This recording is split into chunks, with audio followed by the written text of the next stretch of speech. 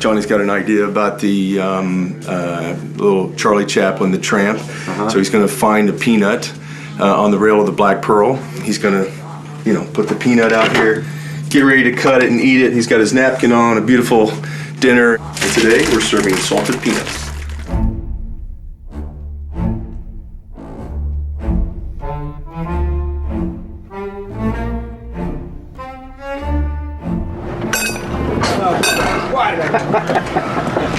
It's just too much. Let's go! Come on, let's get some nuts! Peanut vibe. The perfect peanut has to have a little nub on the end, a little node. It's like an umbilical cord. Can we get a stunt man to do this? And the key to poking it is you can't do it too hard. You have to just nudge it slightly, and it'll be there. It'll be on the fork for you. You can't force it. Yeah, it's a good position. Oh, I see. He's too roly-poly. Sorry. Too roly-poly, He's gonna fly. It's a highly technical performance. They're very quiet on set. Oh, how's that? I'm both. You're a peanut. And hold on.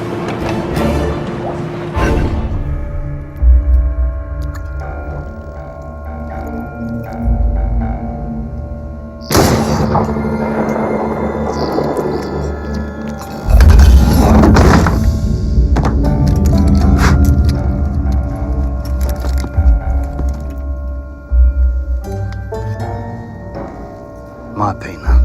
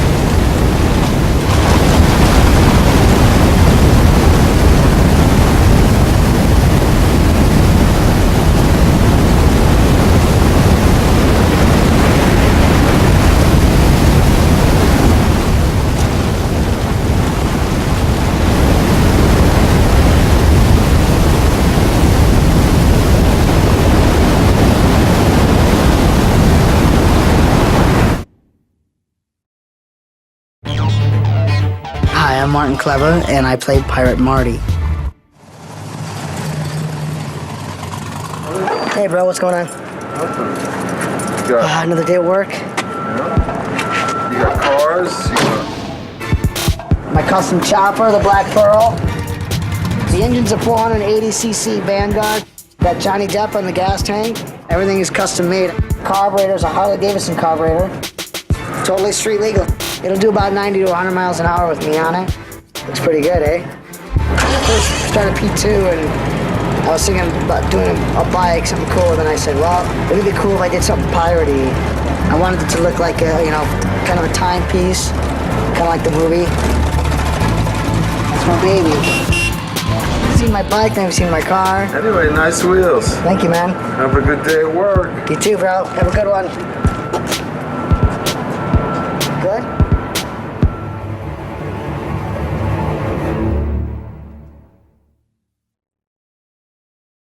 Where the heck are we right now? This is a weird looking place. We're in the middle of the Bonneville Salt Flats in Wendover, Utah. Love Utah.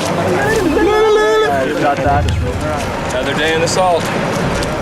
You can get disoriented in the salt. So we'll be doing this with... This is my friend. Rock.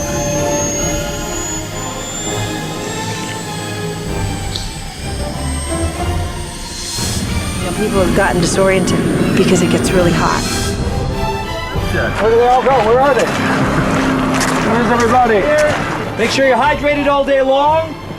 Wear sunscreen constantly. Wear hats, sunglasses, and underwear. So it's very important that you either wear some protective underwear or you have to get in there with the, with the lotion. Getting ready for round 3 on the salt flat. Where's the camera? Let's go. Oh, action! I'm doing rock work. Yeah. We're trying to reintroduce rocks to this desert. It's a company called Salt Lake Rock Works. We were all not here then, but like some 2,000 years ago, that was full of rocks here. Rock. You know, like in the Pacific Northwest, you're getting the grizzly back, we are bringing the rocks back. Directing is a lonely job. So I think we are fairly successful with the reintroduction of the rocks into the salt lakes here.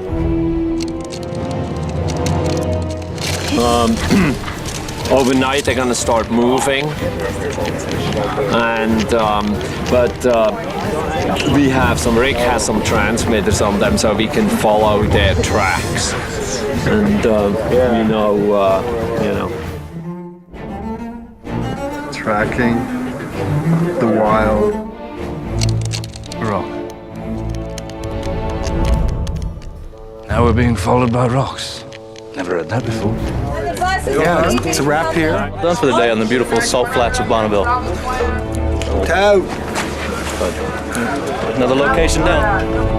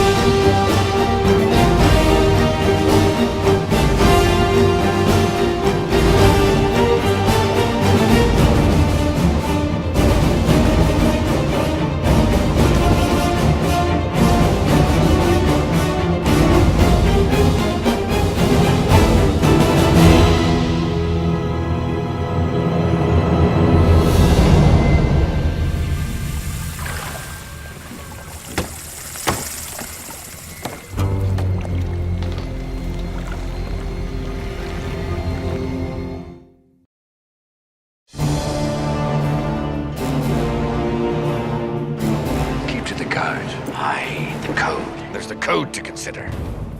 The code. Pirates Code. Pirate Code Book. Pirate Code Book was something when we got our hands on the script and I read it, I thought, what an opportunity. I knew that, Gore's very detail-oriented and I wanted to give him options to shoot. I knew that there was things meant to be in the code book, parlay that's in the script that had to be in there. Parlay? And then the scripted line that we had about, the Pirate King being able to call war. And also, there was a pirate code, like Blackbeard had a pirate code, and a few of the other pirates of that time had them. And for the most part, they kind of said the same thing. It was like, whoever spots the ship first gets the first gun, the best of the pick. Musicians must play every day, but Sunday. If you're marooned, you get a gun with one shot, that kind of thing. So those are things that we put into the Pirate Code Book. This is an actual old book that a friend of mine had.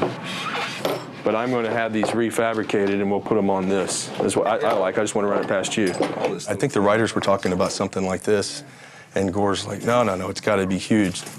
These are fantastic locks. Yeah, if you can go in there. Yeah, that's nice. So we're going to do this and this with these clasps, and then we'll come up with something cool in the middle. There was elements where leather was ripped off and the binding and the wood underneath it, the old methods where, the wood was exposed and you could see how they did it. And also there was, the paper, the vellum or the parchment that we were going to use. The paper is supposed to be like vellum, which the original, what they used to use is, vellum is actually from the intestines of, is it sheep?